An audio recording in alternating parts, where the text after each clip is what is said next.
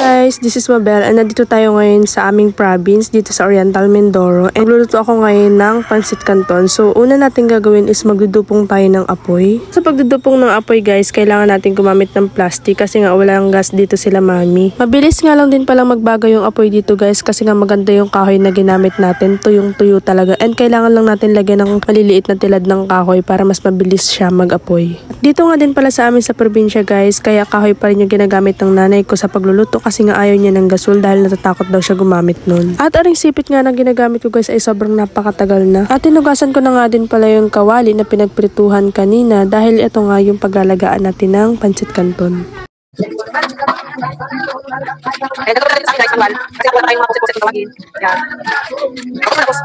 At yung tubig ko nga gagamitin ay kinuha ko na din sa aming tapayan or baka akong tawagin na minana pa ng aking nanay sa aking lola. At late ko na nga din pala napansin guys na may uling na pala ako sa kamay. At inilagay ko na nga rin pala itong kawali dito sa aming lutuan. Dito tingnan nyo guys yung aming kawali. Uling sa ilalim, uling sa ibabaw.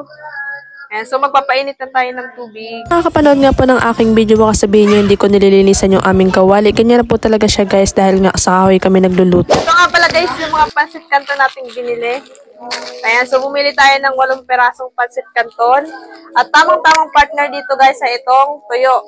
Ayan, so ang tawag dito sa amin sa tuyo na to ay Borador. Ayan, so bumili din ako ng 5. So ang isang balot dito guys ay 20 pesos. Is kung mapapansin nyo, kung medyo umuusok na yung water natin. So, antay-antayin lang natin, pakuluin lang natin ito ng konti. Ayan. So, maganda talaga magluto dito sa kahoy, guys. Uso pa rin itong kahoy dito sa amin. Kasi ayaw nga ng nanay namin gumamit ng gasol. Kaya yan yung ginagamit natin. So, mamaya, guys, pag natapos nating lutuin yung Pancit Canton dito, iihawin naman natin itong tuyo dito sa kahoy. Hi, baby! Welcome to my Tita Vlog! Smile ka dali, smile! Bulaga!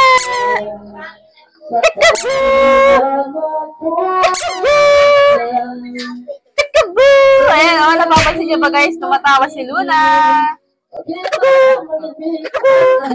So, pwede na natin ilagay dito yung Pancit Canton guys, kasi nga mainit na itong tubig.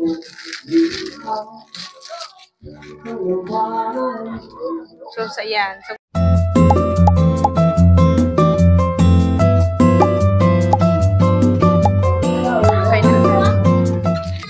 natin. So, balibaliktad lang natin to. Mabilis lang pong maluluto guys kasi nga malakas yung apoy natin. Medyo malambot na yung pansit. Ayan.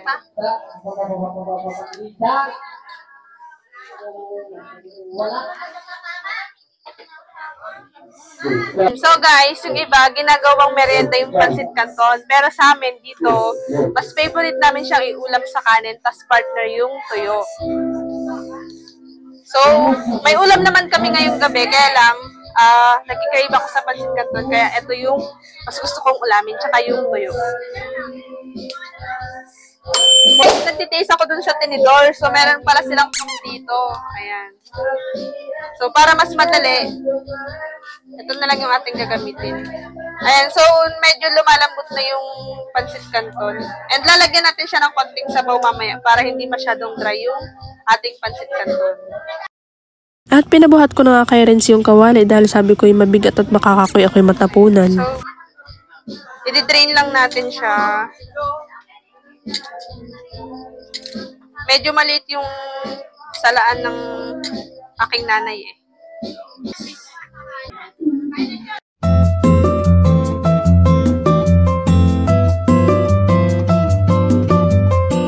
At pagkatapos ko nga ma-drain yung noodles ay naglagay na nga rin pala ako ng seasoning.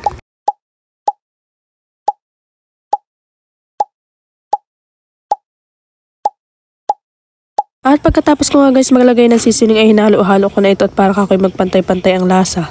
At habang hinahalo ko nga guys yung Pancit Canton ay napansin ko na iniihaw na pala ni Renz yung tuyo dito sa apoy. Inihaw na ni Renz! At habang nagkukwentuhan nga kami guys din sa kusina ay hindi namin napansin na nasusunog na pala yung aming iniihaw na tuyo. At pinabaliktad ko na nga din pala yung ibang tuyo kay Renz. At yung ate ko sabi nga sa akin ay paborito niya daw itong borador na tuyo. Kapag alam mo may tip na, ibig sabihin sunog na. Nakakamiss talaga yung mga gantong luto sa probinsya, yung mga inihaw lang, yung mga simpleng ulam lang guys. Ayan. Napakasimple lang nito pero napakasarap, the best. Lagay na natin dito kasi nga luto na to. Yan. Ito. So sana ano pala guys, hindi masyadong maalat yung ating tuyo na iniihaw. Yes, nakakarami na tayo ng luto guys.